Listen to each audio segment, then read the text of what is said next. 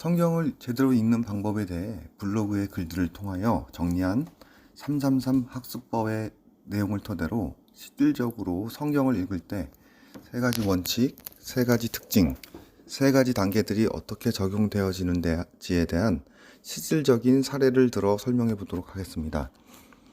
영상을 제작하기 위해 사전에 준비할 것이 많아 시간이 많이 걸리는 관계로 영상 제작보다는 블로그를 통한 글을 쓰는 방향으로 진행하였으나 글로써 표현하는 데 있어 한계가 있어 읽는 사람에 따라 오해 소지도 많고 전달하고자 하는 메시지가 제대로 전해지지 못하는 것을 알기에 미흡하나마 영상으로 제작해 봅니다. 첫 번째 영상의 주제는 산으로 도망하라입니다. 아주 민감하면서 중요한 내용이지요. 이 주제에 대한 말씀을 살펴보면서 지금까지 이론적으로 정의하였던 세 가지 원칙, 세 가지 특징, 세 가지 단계들이 어떻게 적용되는지에 대해 살펴보도록 하겠습니다. 우선 본문 말씀을 살펴보도록 하겠습니다.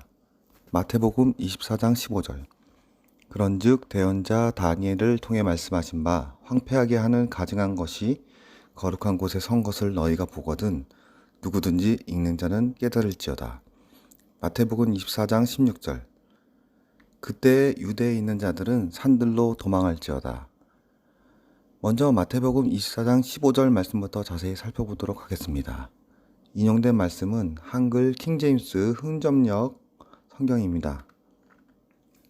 제가 하나님의 말씀을 제대로 보기 위해서 개역개정 성경이 아닌 한글 킹제임스 흥정역 성경이나 한글 킹제임스 성경으로 읽으시기를 강력히 추천드렸으며 핸드폰 어플이 아닌 책을 가지고 성경을 읽으시길 권해드렸었습니다. 왜 그러한지 중간에 언급하도록 하겠습니다. 일단은 본문 말씀을 한 구절 한 구절 자세히 살펴봅니다. 마태복음 24장 15절. 그런즉 대언자 다니엘을 통해 말씀하신 바 황폐하게 하는 가증한 것이 거룩한 곳에 선 것을 너희가 보거든 누구든지 읽는 자는 깨달을지어다. 시험에서 점수를 잘 내기 위해서 수험자가 갖춰야 할 첫 번째 조건은 시험 문제를 잘 파악하는 것입니다. 출제자의 의도를 정확히 파악하여 그에 알맞은 답을 제출할 때 좋은 점수를 받을 수 있습니다. 성경을 읽는 것도 마찬가지입니다. 지금 여러분은 마태복음 24장 15절 말씀이 의미하는 것을 서술하시오 라는 문제에 직면하고 있는 것입니다. 이 문제를 잘 풀기 위해서는 문제가 무엇을 의미하는지에 대한 것을 파악하는 것이 중요합니다. 문제에 나열된 항목들을 분리해 보는 작업을 먼저 진행해 봅니다.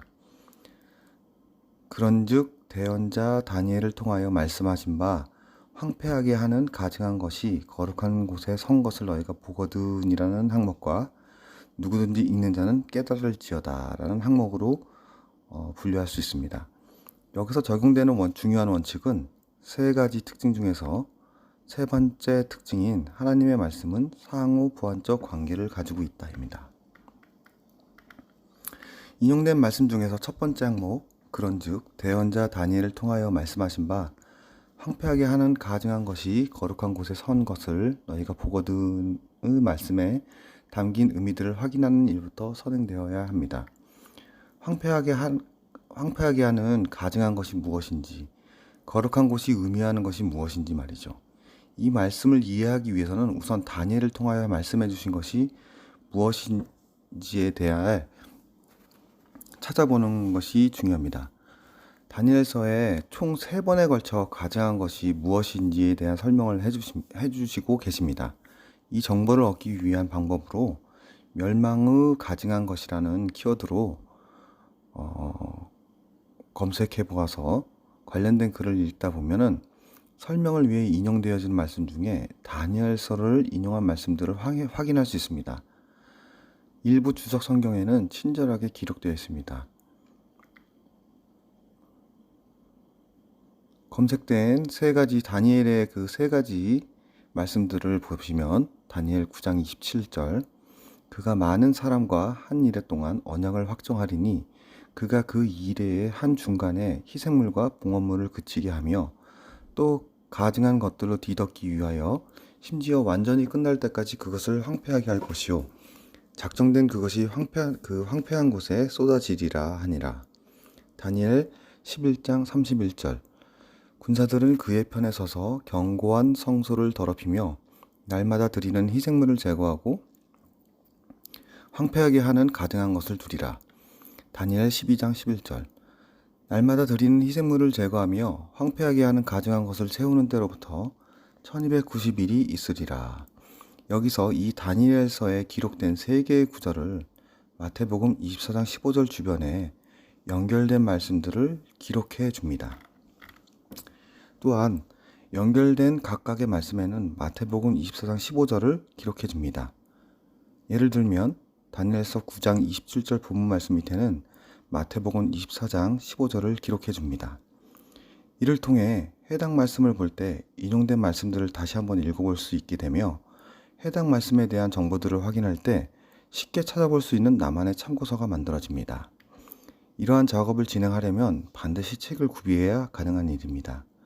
이러한 수고를 통하여 이 한 권의 책만 가지고도 마지막 때에 혼자서 말씀을 읽고 하나님의 뜻을 온전히 깨달을 수 있는 강력한 툴을 소유할 수 있게 됩니다.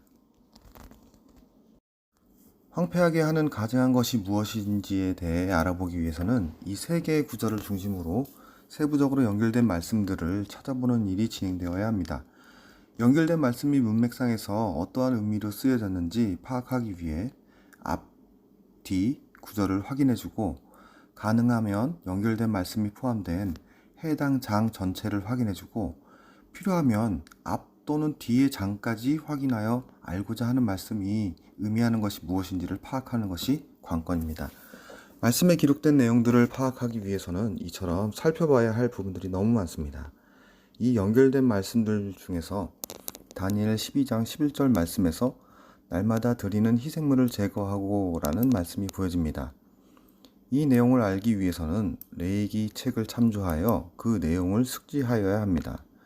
매일 드리는 희생자가 무엇인지 알아야 하며 제사에 대한 전반적인 지식을 학습하여야 합니다. 번제, 소제, 화목제, 속건제, 속죄제 중에서 매일 드리는 희생제에 해당하는 제사가 무엇이며 각각의 제사는 어떠한 목적으로 드려지는 건지 각각의 제사들의 특징 등 전반적인 학습이 이루어져야 합니다. 이렇게 연결된 말씀들을 일일이 찾아서 학습하다 보면 산으로 도망하라는 주제와는 무관한 내용들을 학습하고 있는 자신을 발견하게 됩니다. 이러한 과정들을 통하여 기초를 튼튼하게 해주는 기반이 되는 것이므로 다소 시간이 걸리더라도 반드시 거쳐야 할 과정입니다. 한번 진행하여 정리해두면 이러한 튼튼한 기초를 기반으로 어려운 문제들을 풀 수 있는 실력을 갖추게 되며 진리의 말씀과 왜곡된 말씀들을 분별할 수 있는 능력이 갖춰지게 됩니다. 성경에 기록된 하나님의 지식을 학습하는 방법이 세상 지식을 배우는 것과 다르지 않다고 했었죠? 오늘의 주제는 산으로 도망하라인 관계로 이러한 것들을 모두 알아보려면 성경 전체를 오가면서 확인해야 하기 때문에 생략하겠습니다. 그러나 다니엘서에 기록된 이 세 가지 연결된 말씀들은 산으로 도망가야 하는 시점을 알려주는 중요한 말씀이므로 각자 깊이 학습할 필요가 있는 내용입니다. 그러므로 각자가 제가 제시한 방법들을 적용하여 꼭 확인해 보시길 바랍니다. 그 다음으로 살펴보아야 하는 말씀으로 읽는 자는 깨달을지어다가 있습니다. 성경에서 깨달아라는 단어는 참 많이 기록되어 있습니다. 세 가지 단계 중 2단계에 해당하는 학습법 중 각 단어의 개념에 대한 정의가 적용되는 내용입니다. 깨닫다라는 단어의 의미를 명확히 짚고 넘어가야 합니다. 이는 알다와 깨닫다라는 차이를 알고 계셔야 합니다. 아는 것은 단순히 지식으로 아는 것이고 깨닫는 것은 알게 된 지식을 적용한 행위를 수반하는 것을 의미합니다. 아는 것에 머무는 것은 지식에 불과하지만 행동에 이르게 하는 지식은 살아있는 지식이 됩니다. 본문 말씀을 다시 확인해 보도록 하겠습니다. 마태복음 24장 15절. 그런즉 대언자 다니엘을 통해 말씀하신 바 황폐하게 하는 가증한 것이 거룩한 곳에 선 것을 너희가 보거든 누구든지 읽는 자는 깨달을지어다. 가증한 것이 거룩한 곳에 선 것을 보거든 가증한 것이 무엇인지를 알고 그것이 거룩한 곳에 선 것을 보거든 이 말씀을 누구든지 수많은 사람들을 읽지만 깨달은 자들만이 거룩한 곳에 가증한 것이 선 것을 알아차리고 그에 따른 행동을 취하게 된다는 말씀입니다. 해서 읽고 깨달아 명하신 대로 행하라는 말씀을 해주시고 계신 것이죠. 그럼 무엇을 행하라고 하셨는지 다음 구절을 확인해 보도록 하겠습니다. 마태복음 24장 16절. 그때에 유대에 있는 자들은 산들로 도망할지어다. 그때는 가증한 것이 거룩한 것에 선 것을 보는 때를 말하며, 그때 유대에 있는 자들은 산들로 도망하라고 말씀해 주시고 계십니다. 이 짧은 한 줄의 말씀 속에 아주 많은 정보들이 담겨져 있습니다. 그러나 이 정보들을 얼마나 정확하게 확인하느냐에 따라 최종적인 결과물이 확연히 달라집니다. 대부분 이 말씀 중에 산이라는 단어에 초점을 두고 해석합니다. 성경을 읽고 연구한 수많은 사람들에 의해 공통적인 법칙이 도출되는데, 성경의 기록된 말씀을 통하여 해석하는 것이 가장 바람직하다는 기본적 원칙들을 공통적으로 제시합니다. 말씀이 중심이 되어야 한다는 것이죠. 이러한 원칙을 적용하여 성경 여러 곳에 기록되어 있는 산에 관련된 말씀들을 선별 취합하여 마태복음 24장 16절에 기록된 산의 정체에 대해 설명을 하는 것이 일반적인 해석 방법입니다. 성경을 해석하는 원칙에도 맞고 들어보면 맞는 말인 것 같은데, 산에 연결된 인용한 말씀들을 확인해 보면 적용하는 번지수가 틀린 적용이라는 것을 알 수 있습니다. 이러한 잘못된 말씀에 적용된 결과 산의 정체는 실질적인 산이 아닌 상징적인 의미로서 기록된 말씀이라는 게 대부분의 의견입니다. 산은 교회다. 산은 하나님의 성전이다. 시온산이다. 심지어는 계룡산이다 라는 해석까지 나오고 있습니다. 산으로 도망갔을 때 살아남기 힘들다는 현실적인 문제들을 제시하며 이렇게 상징적인 의미로 해석하는 것이 일반적인 해석입니다. 이런 식으로 성경에 기록된 말씀들을 죄다 상징적인 내용으로 둔갑시켜 애매모호한 해석을 쏟아내어 레위기, 요한계시록, 다니엘, 이사야, 에스겔서 등 중요한 계시 및 메시지가 담겨져 있는 말씀들이 읽어도 깨달을 수 없는 책이 되어버렸고 멀리해야 하는 책이 되어버렸습니다. 계시록 1장 3절. 이 대언의 말씀을 읽는 자와 듣고 그 안에 기록된 그것들을 지키는 자들은 복이 있나니 이는 때가 가깝기 때문이라. 때가 가까이 올 때 요한계시록을 읽고 지키는 자들에게 복이 있다고 말씀해 주셨는데, 제대로 볼 수 있는 방법이 막혀 있으니 그런데 성경에 기록된 문자적인 의미만 제대로 보기만 해도 그 의미를 쉽게 파악할 수 있는 내용이 많습니다. 참고적으로 개역개정 성경은 문자적인 의미를 보면 볼수록 점점 다른 길로 가게 됩니다. 마태복음 24장 16절 말씀은 문자적인 의미를 그대로 해석해야 되는 말씀입니다. 실질적으로 문자적인 의미만 자세히 살펴봐도 제대로 알 수 있는 말씀들이 많습니다. 진짜 그러한지 확인해 봐야겠죠? 성경을 제대로 읽기 위해서 고려해야 할 세 가지 특징 중 첫째, 중요한 내용은 분량이 많고 자주 반복돼서 기록된다. 이 특징을 적용해서 마태복음, 마가복음, 누가복음은 공간복음, 즉 같은 관점을 가진 복음서라고 합니다. 읽어보시면 동일한 내용을 3명의 저자에 의해 기록한 책이라는 것을 알 수 있습니다. 아주 중요한 내용이라는 것이죠. 3번이나 반복되어 기록하고 있으니 정말 중요합니다. 3권의 책에 오늘 살펴본 마태복음 24장 15절 16절 말씀이 각각의 책에 반복해서 기록되어 있습니다. 마태복음 24장 15절. 그런즉 대언자 다니엘을 통해 말씀하신 바 황폐하게 하는 가증한 것이 거룩한 곳에 선 것을 너희가 보거든 누구든지 읽는 자는 깨달을지어다. 그때 유대에 있는 자들은 산들로 도망할지어다. 마태복음 13장 14절.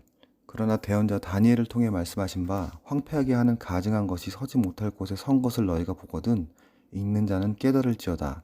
그때 유대에 있는 자들은 산들로 도망할지어다. 누가복음 21장 20절. 너희가 예루살렘이 군대들에게 에워싸이는 것을 보거든 그것의 황폐함이 가까이 이른 줄 알아. 누가복음 21장 21절.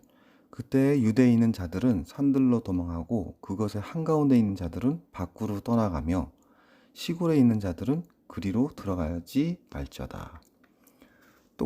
똑같은 상황을 묘사하고 있다는 것을 알 수 있습니다. 그런데 저자에 따라 똑같은 상황을 놓고 다른 관점에서 기록한 것을 볼 수 있습니다. 이를 통해서 종합해서 보면 아주 중요한 정보를 확인할 수 있습니다. 이는 세 가지 단계 중 3단계 종합적 사고가 적용되는 내용입니다. 종합적 사고라는 말의 의미는 다양한 정보들을 통하여 성경에 기록된 말씀들을 입체적으로 재조명해 보는 과정입니다. 올바른 정보가 많을수록 선명한 모습을 볼 수 있겠죠? 각각의 말씀들 중에서 동일한 부분들을 따로 떼어내서 비교해 봅니다. 마태, 황폐하게 하는 가증한 것이 거룩한 곳에 선 것을 너희가 보거든.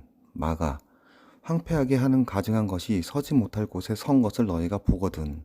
누가, 예루살렘이 군대들에게 에워싸이는 것을 보거든. 그것의 황폐함이 가까이 이른 줄 알라. 마태, 마가가 설명한 황폐하게 하는 가증한 것을 누가는 예루살렘이 군대들에게 에워싸이는 것으로 표현하고 있습니다. 앞서 살펴본 다니엘 11장 32절에서 군대가 그의 편에 서서 견고한 성소를 더럽히고 날마다 드리는 제사를 폐지하며 멸망케 하는 가증한 것을 세우리라는 말씀을 통해서도 힌트를 주셨습니다. 군대가 그의 편에 서서 견고한 성소를 더럽히고 가증한 것을 세운다는 말씀으로 말이죠. 계속해서 확인해 보겠습니다. 마태, 유대에 있는 자들은 산들로 도망할지어다. 마가, 유대에 있는 자들은 산들로 도망할지어다. 누가, 유대에 있는 자들은 산들로 도망하고 그것의 한가운데 있는 자들은 밖으로 떠나가며 시골에 있는 자들은 그리로 들어가지 말지어다. 마태, 마가는 유대에 있는 자들에게 산으로 도망하라고 말하고 있으나 누가는 유대에 있는 자들은 산으로 도망하고 군대들에게 에워싸인 곳에 있는 자들은 그곳에서 벗어나 밖으로 떠나가며 시골에 있는 자들은 그리로 들어가지 말라고 말하고 있습니다. 이를 통해서 알 수 있는 사실은 예루살렘과 유대 도시들이 군대들에게 에워싸이는 일이 발생하면 그곳을 피해 산이나 시골로 도망하라는 말씀입니다. 산이 교회 또는 특정 산이라고 설명하는 교리가 적용되려면 시골에 대한 설명도 해야 하나 이에 대한 설명을 하는 목회자는 한 명도 보지 못했습니다. 보고 싶은 것만 보고 듣고 싶은 것만 듣는 사례라고 볼 수 있습니다. 그들의 교단에서 만든 교리에 부합하기 위한 말씀들만 인용하여 진리가 아닌 왜곡된 말씀을 선포하고 있는 사례입니다. 말씀을 전문적으로 배운 사람들이 누가복음에 말씀을 몰라서 인용을 안 한 것일까요? 세 가지 원칙. 첫째, 하나님의 말씀에는 오류가 없다. 진리다와 세 가지 특징 중 둘째, 하나님의 말씀은 한 구절 한 구절 허투루 쓰인 것이 없다는 것이 적용되는 내용입니다. 지금까지의 정보들을 분석해서 보면 예루살렘과 유대가 군대에 에워싸이는 일이 발생하면 마태복음 24장 17절 지붕에 있는 자가 자기 집에서 무엇을 취하려고 내려가지 말며 마태복음 24장 18절 들에 있는 자는 옷을 가지러 되돌아가지 말지어다.